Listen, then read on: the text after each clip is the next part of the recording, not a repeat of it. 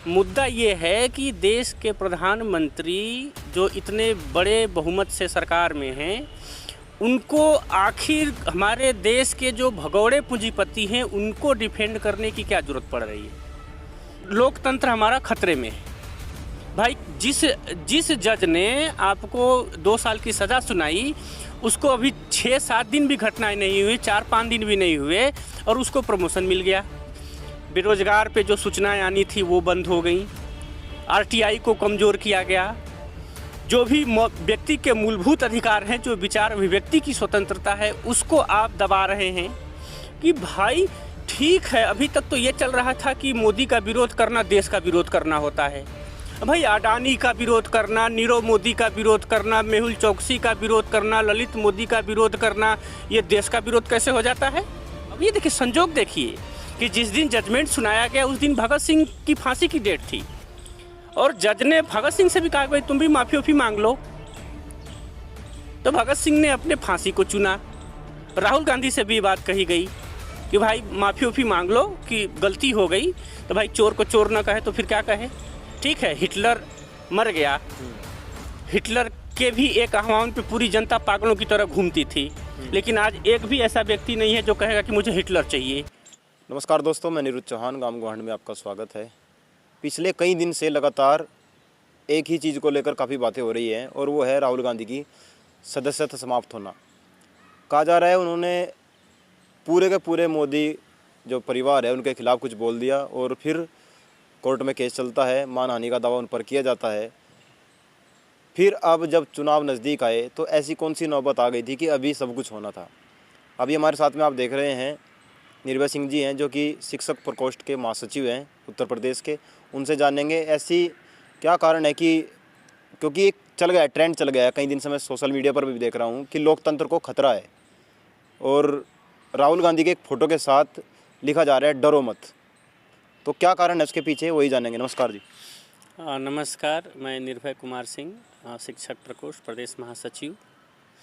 आपने जो प्रश्न उठाया कि राहुल गांधी की सदस्यता चली गई, तो सत्य कहने वाले के तो लोग परेशान कर सकते हैं, लेकिन उसे पराजित नहीं कर सकते। अगर सत्य पराजित हो जाता तो गांधी भी पराजित हो गए होते।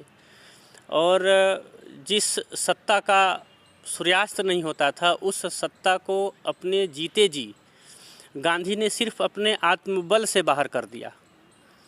तो गांधी की जो परंपरा है, वैचारिक परंपरा है, उसी परंपरा से आपको राहुल गांधी आते हैं और उसको बहुत बारीकी से समझते हैं। इसलिए राहुल गांधी के पास सत्ता रहे या न रहे, मुद्दा ये तो होना ही नहीं चाहिए कि सदस्यता गई या चली गई।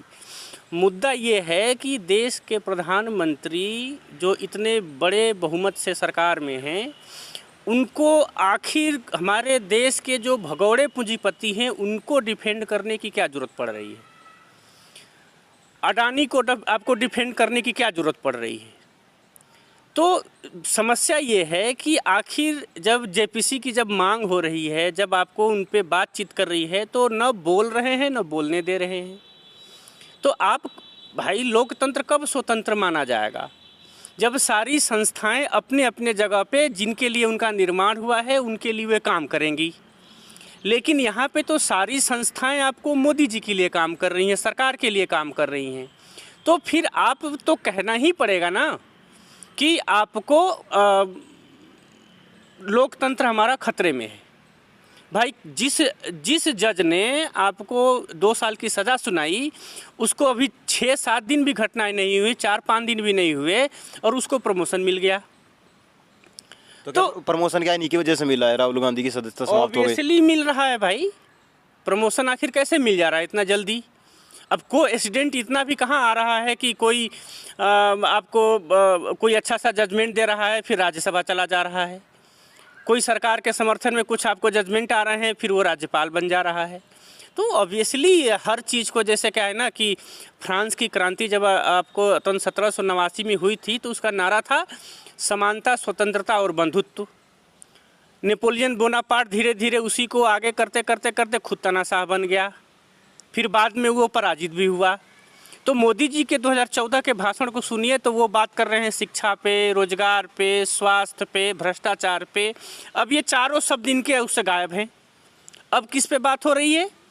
तो सिर्फ आपको कि कैसे हम अपनी गलतियों को छुपाने के लिए जो उन गलतियों को जो उजागर कर रहे हैं, चाहे वो पत्रकार हो या सामाजिक कार्यकर्ता हो या राजनीतिक कार्यकर्ता हो या राजनीतिक नेता हो, हम कह रहे हैं कि ठीक है, राहुल गांधी को 2 साल की सज़ा मिली, हालांकि उन्होंने इंटेंशनली कुछ कहा भी नहीं था, लेकिन अगर उन्होंने सदस्यता की तो फिर संसद में तो आपको बम पटकने वाले सांसद हैं, रेप करने वाले सांसद हैं, क्रिमिनल केस करने आपको जिन पर लंबे आपको 302 और 307 और कितने अपहरण से लेके ऐसे घृणित आपको हैं। तो आप और उनका केस आपको पीढ़ी दर पीढ़ी चल रहा है, मतलब 8 साल 10 साल 15 साल है, वो 1 बार नहीं 2 बार 3 बार चुन के आ जा रहे हैं, कोई जेल में से भी चुनाव जीत जा रहा है। तो मतलब इस तरह का दोहरा लेने की क्या ज़रूरत है?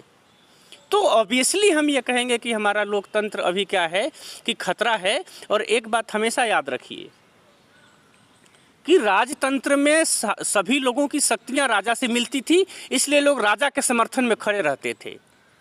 लोकतंत्र में सबकी शक्तियां संविधान से मिलती है, इसलिए विपक्ष है या जो जिनको लगता है कि हमारा संविधान खतरे में है, लोकतंत्र खतरे में है, वो आपको संविधान के साथ खड़े हैं।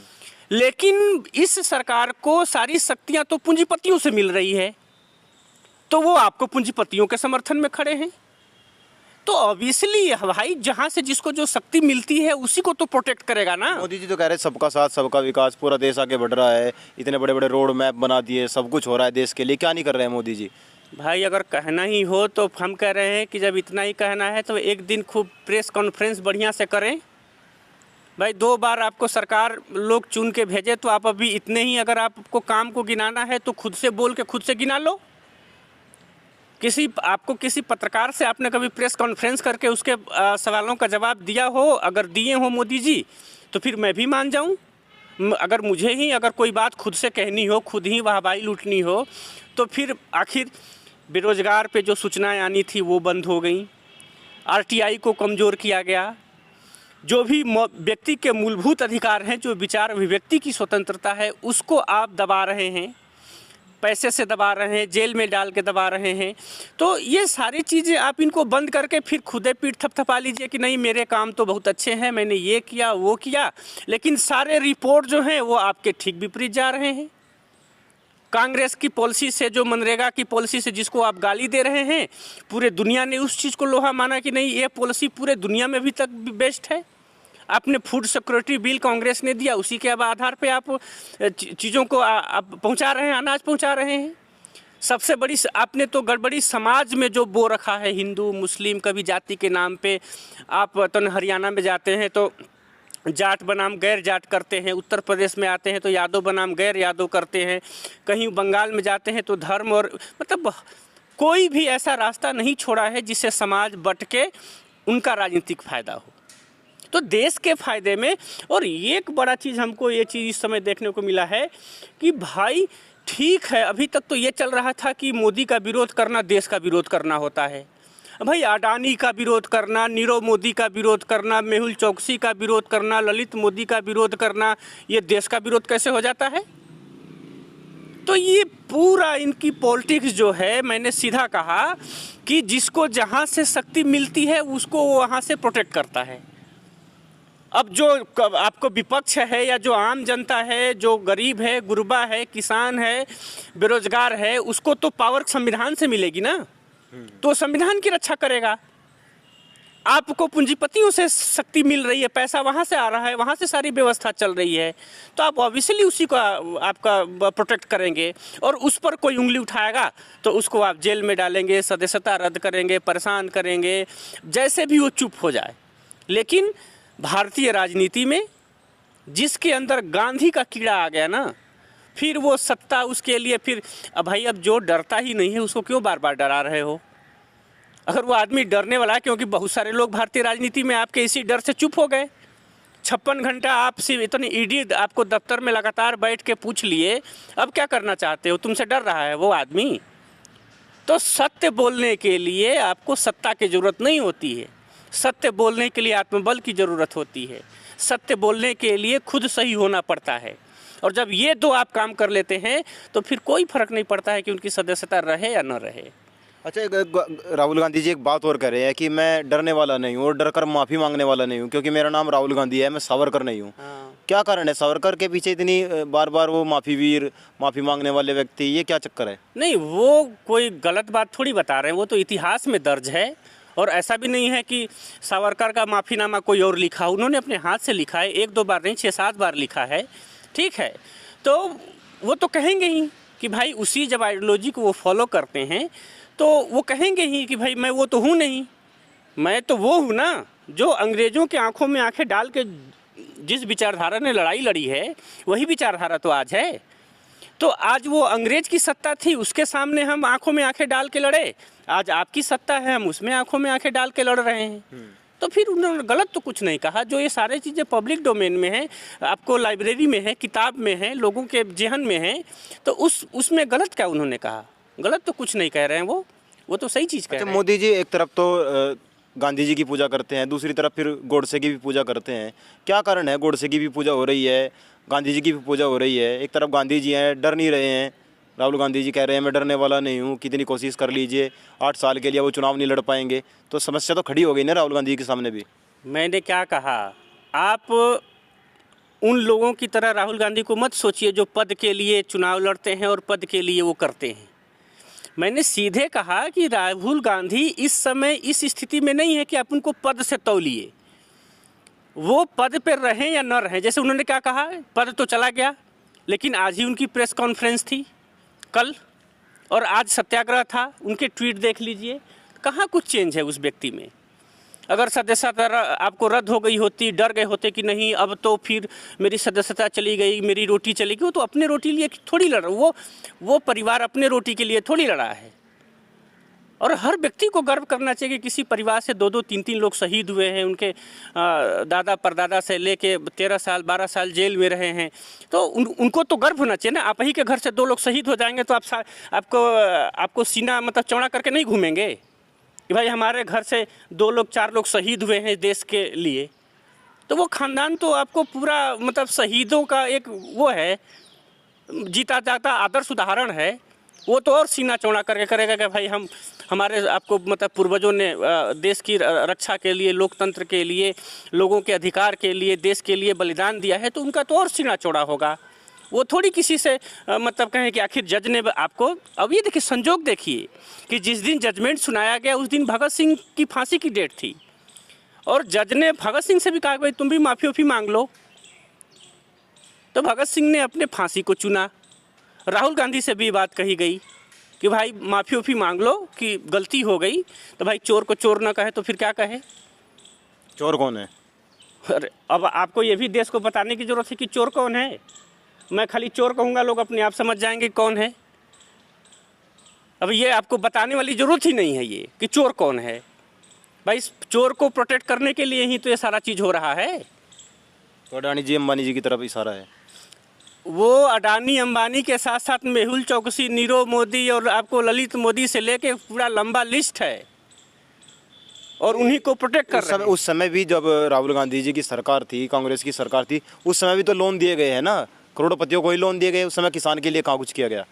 देखिए मैं बता रहा हूँ, 70 साल पहले आपको टाटा भी आपको थे, बिरला भी थे, बजाज भी थे, तमाम पूंजीपति थे, लेकिन किसी की संपत्ति 4 साल में आपको 500 गुना नहीं बढ़ी। ठीक है, 2014 से पहले अडानी आपको कितने नंबर पे थे सबको मालूम है, और 4 साल में कितने नंबर पे आ गए थे वो भी सबको मालूम है, और फ्रॉड करके ही आए थे। ठीक है, और अभी कितने नंबर पे खाली एक ठो रिपोर्ट आ गई। भाई हम कह रहे हैं कि जब तुम इतने सही हो तो दूध का दूध पानी का पानी, किस बात की गड़बड़ी है? हम कह रहे हैं कांग्रेस में ही जब 2G घोटाला का जब लगा था तो कांग्रेस ने जेपीसी गठित कर दी थी ना, तुम क्यों नहीं कर रहे हो जेसीपी? और अभी आपको देख रहे हैं, मैं बहुत सारे भाजपा के बयान देख रहा हूँ कि वह कह रहे हैं कि जो नीरव मोदी, अरे आपको अडानी का जो जांच करने के लिए जो कमेटी बनी है वो एंटी आपको भाजपा के लोग हैं। तो भाई इतना तुम उस व्यक्ति का क्यों प्रोटेक्ट कर रहे हो? ठीक है, तुम मोदी का करो, तुम भाजपा का करो, तुम अपने पार्टी का करो, तुम, लेकिन नीरव मोदी और आपको ललित मोदी, मेहुल चौकसी और अडानी का इतना और अंबानी का क्यों इतना समर्थन कर रहे हो तुम?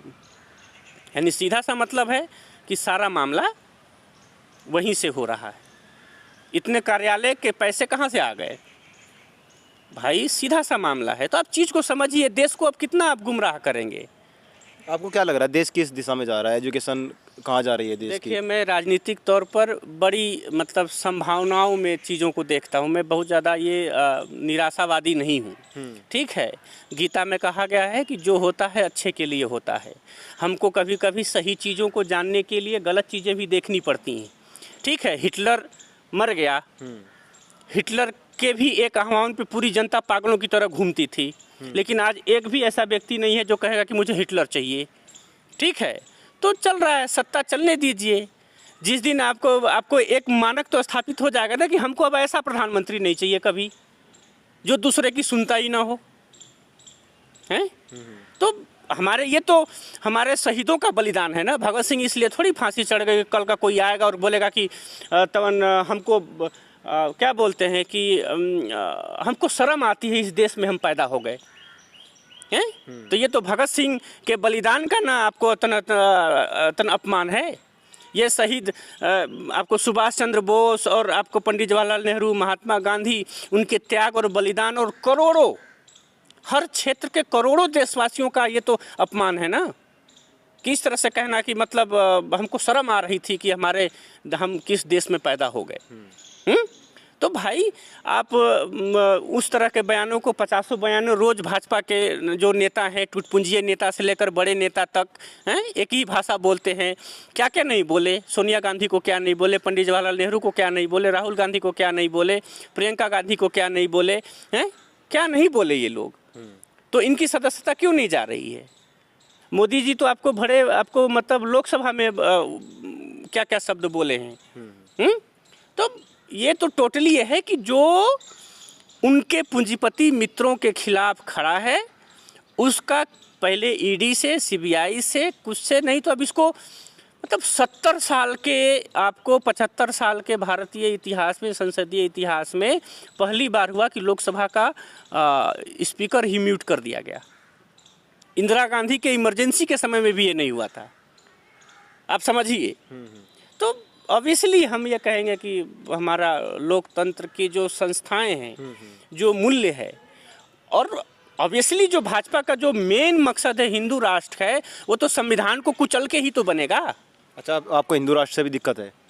अरे भाई, मुझे अगर हिंदू राष्ट्र की जो अवधारणा है, अगर वो सबको समाहित करने की होती तो वही तो हम कह रहे हैं आपसे कि हमारे शहीदों ने, हमारे स्वतंत्रता सेनानियों ने अपनी शहादत किसी दूसरे राष्ट्र के लिए नहीं दी है, वो एक लोकतंत्र के लिए दी है। और उस लोकतंत्र की रक्षा के लिए, उनके शहादत का मान रखने के लिए भारत के हर व्यक्ति का यह कर्तव्य है कि वो अपने पूर्वजों की शहादत को अक्षुण्ण बनाए रखें, और उसमें जितनी भी बाधाएं आए, चाहे वो कोई भी राष्ट्र का निर्माण करना चाहे, उसका एकदम जबरदस्त विरोध होना चाहिए। अच्छा, मोदी जी कैसा हिंदू राष्ट्र चाहते हैं? कैसे हिंदू राष्ट्र बनाना चाह रहे हैं? अरे वो कुछ नहीं चाहते हैं, वो बस चाहते हैं सत्ता, चाहते हैं पैसा, चाहते हैं। तो ये सब मुद्दे को भटकाने वाला, आपको भारत प्रवृत्ति से ही एक धार्मिक देश है। यहाँ पे किसी को धर्म सिखाने की ज़रूरत नहीं है कि नहीं तुम हाथ जोड़े। यहाँ पे सुबह सुबह उठते हैं लोग तो धरती माँ का पैर छू के उठते हैं। कोई पीपल का पेड़ दिख जाता है तो वहाँ पे भी आपको नमस्कार कर लेते हैं। तो भारत को सिखाने की ज़रूरत है कि मतलब तुम धार्मिक बनो। यहाँ के तो नेचर में ही हम इतने धार्मिक हैं कि यहाँ पे किसी को सिखाने की ज़रूरत नहीं है। ये सब खाली पॉलिटिकली एजेंडा है जिससे उनको सत्ता मिलती है और उसी पे वो हमेशा काम करते हैं। अच्छा, लोकसभा नहीं जा पाएंगे और 8 साल के लिए चुनाव के लिए से भी उनको बैन कर दिया गया है, तो अब आगे राहुल गांधी जी अपनी आवाज़ को किस माध्यम से रखेंगे, क्या लगता है आपको? अगर राहुल गांधी जी के प्रेस कॉन्फ्रेंस को अगर आप देखे होंगे तो उन्होंने स्पष्ट कहा कि वो मेरी आत्मबल को नहीं बंद कर सकते हैं। लोकतंत्र में संसद ही एक माध्यम नहीं है। आज उनका ट्विटर का जो आप देखेंगे तो उसमें क्या लिखा है कि जनता द्वारा सर्टिफाइड और मत क्वालिफाइड और गवर्नमेंट द्वारा डिसक्वालिफाइड एमपी। तो जनता जिसको जिता के भेजी है, तुम अपने सत्ता से उसको डिसक्वालीफाई कर दोगे तो इसका ये थोड़ी मतलब है। उसकी आवाज़ तो जनता के बीच में जा ही रही है। आखिर सदस्यता तो चली गई है ना, अब तो लोकसभा में नहीं जा रहे हैं ना। लेकिन पिछले 3 दिन से किस पर बात चल रही है? 3 दिन पहले ही तो उनकी सदस्यता चली गई हैं, लेकिन बात तो उन्हीं पे चल रही है ना, उन्हीं के बातों पे ना। वो एक ठो बयान देते हैं, भाजपा के 50 मंत्री आके लगते हैं जूझने। तो वो आदमी थोड़ी, मान लीजिए हमने आपको शुरू में ही बता दिया कि राहुल गांधी अब इस समय इस स्थिति में है कि उनको लोकसभा के अंदर रहें या बाहर रहें। अब वो मोदी के मित्र का गर्दन पकड़ लिए हैं, अब वो छोड़ेंगे नहीं जब तक सही चीज़ वो उगल न दे कि आप 20,000 करोड़ रुपया जो लोगों का किसका है ये। हाँ, तो सीधा सा बात है कि उनको अब ये फ़र्क ही नहीं पड़ता है कि वो लोकसभा में रहें या न रहें। वो अब जनता की आवाज़ है, लोकतंत्र की आवाज़ है। अपने जो हमारे पूर्वजों ने जो शहादत दी है उस मूल्य की रक्षा करने के लिए राहुल गांधी खड़े हैं। और मुझे अपील करना चाहता हूँ आपके माध्यम से कि एक बात हमेशा याद रखिए कि हमारी सारी शक्तियाँ संविधान से हैं और हमें संविधान की रक्षा करने का मतलब है कि हमें अपने पूर्वजों के शहादत को एक प्रकार से श्रद्धांजलि देना भी हमारा फर्ज बनता है। जैसे हमारे बाप दादा अगर हमारे लिए कुछ मूल्य बना के गए हैं तो उसकी रक्षा कौन करेगा? तो जिस आइडियोलॉजी की भाजपा है उनके पूर्वजों ने तो इस तरह के कोई बात बनाई नहीं है, तो वो उसकी रक्षा भी नहीं करेंगे। तो लेकिन कांग्रेस के पूर्वजों ने एक भारत के लिए जो मानक बनाया कि हम एक लोकतंत्र में जिएंगे जिसमें संसदीय शासन व्यवस्था होगी, एक पक्ष होगा, एक विपक्ष होगा। पक्ष यदि कोई गलत काम करेगा तो विपक्ष उसकी आवाज़ उठाएगा। तो फिर उस परंपरा को, उस मूल्य को जो कुचलेगा, आखिर वो किसका अपमान कर रहा है?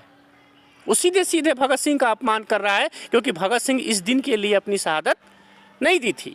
उन्होंने तो आज़ादी का चेहरा भी नहीं देखा, लेकिन उन्होंने इसलिए आपको अपनी शहादत दे दी कि आने वाली पीढ़ी भी हमारे ही रास्ते पे चल के हमारे द्वारा बनाए गए मूल्यों की रक्षा करेगी। तो ऑब्वियसली राहुल गांधी उसी रास्ते पे हैं। जी। तो एक चीज़ और मैं पढ़ रहा था, मेरा अंतिम सवाल आपसे ये है कि राहुल गांधी अब शायद गांधी बनकर लौटे, महात्मा बनकर लौटे। देखिए, महात्मा बने न बने उससे फर्क उनको पड़ेगा व्यक्तिगत तौर पर, लेकिन वो जो मुद्दे उठा रहे हैं वो आपको प्योर गांधीयन वाला मुद्दा है। गांधी से भी आपको अंग्रेजों ने कहा कि भाई 1 रुपया दे दो और नहीं तो इतना जेल खाओ। गांधी ने कहा कि हम जब कुछ गलती किए ही नहीं तो 1 रुपया क्यों दें, तुम्हें को जेल में डालो। तो राहुल गांधी इस समय, आपको मैं कहता हूं कि भारत के इस समय जो प्योर गांधीयन जो मूल तत्व को पकड़ लिया है उन्होंने, सही मायने में गांधीयन वही हैं। और भाई जो 4000 किलोमीटर भारत का भ्रमण किया हो, उसे हजारों लोग मिले हों हैं, और उन्होंने अपने दुख दर्द गले लगा के रोए, प्यार बांटा, फूल दिया, उस व्यक्ति को आप मतलब सांसदी से चुनेंगे? वो उसको जीतने का और हारने का कोई गम है? उसको तो अपने मूल्य पर, अपनी मूल्य की लड़ाई लड़ रहा है वो आदमी। तो जो मूल्य की लड़ाई लड़ता है वो जस अपजस, हानि लाभ, जीत पराजय से परे हो जाता है। फिर उस पे इन सब चीज़ों का कोई फर्क नहीं पड़ता कि हम कितना जीत रहे हैं, कितना हार रहे हैं। फिर उसके लिए वो मूल्य जो उनके जो पूर्वजों ने गढ़ा है उसकी रक्षा के लिए उनका जीवन समर्पित है। बहुत बहुत धन्यवाद आपका, आपने हमें समय दिया। अभी मैं 2 दिन से देख रहा हूँ लगातार सोशल मीडिया पर एक ट्रेंड चल गया कि लोकतंत्र खतरे में है। अब लोकतंत्र खतरे में कहाँ है ये आप सीधी तौर पर देख रहे हैं। जिस तरीके से राहुल गांधी को चुप किया जा रहा है, संसद से उनको बाहर कर दिया गया 2 साल के लिए, 8 साल के लिए वो चुनाव नहीं लड़ेंगे, और भी बहुत सारी चीज़ें इस तरह के। पत्रकारों का बहुत बड़ा मामला देश में चला हुआ है कि जो भी पत्रकार सच्चाई की तरफ चलने की कोशिश करता है उसको रोकने की कोशिश की जाती है। तो ये मात्र लोकतंत्र को रोकने के लिए नहीं, अपितु संविधान को ख़त्म करने की भी बात हो सकती है। और मोदी जी जिस रास्ते पर चलकर भारत के प्रधानमंत्री बने, भ्रष्टाचार सबसे बड़ा उनका मुद्दा था, उसको लेकर वो प्रधानमंत्री बने। आज वो बात बिल्कुल समाप्त हो चुकी है, किसानों की बात बिल्कुल समाप्त हो चुकी है, मजदूरों की बात बिल्कुल समाप्त हो चुकी है, और संविधान तार तार हो चुका है। इस पर अन्य लोगों की क्या राय है उसको भी जानने की कोशिश करेंगे। जुड़े रहिएगा गांव गवांड के साथ। तब तक के लिए जय हिंद, जय भारत।